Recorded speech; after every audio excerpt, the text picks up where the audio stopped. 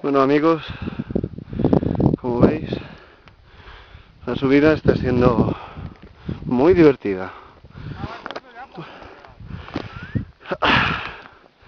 Justo a la izquierda tenemos ya la Cerdaña, la zona de la Molina, pero es que no se ve nada.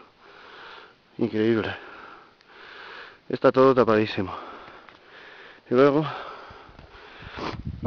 boch. Si miramos por el lado del Berguedá, que es de donde venimos, fijaos el desfile.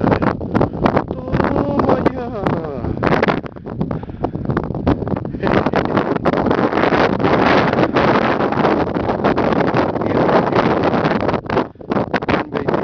Hemos subido más de 700 metros de desnivel.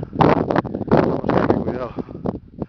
Hemos subido bastante follados. Por eso, entre eso y que estamos a 2000, casi 2700 metros de altura, la cosa es chunga. Vamos a ver otra panorámica de la Molina. Como veis, voy a hacer un poco de zoom. Aún hay tramos de nieve, o sea que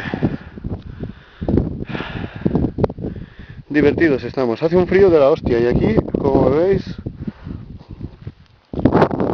varillas y pantalón corto. Ahora mi amigo Luis, no sé qué me dice. Boig de Déu, tío. Hostia puta, tío. Imagina't que et perdes costes avall aquí. Mo cago en Déu. Nada amigos, que nos vemos.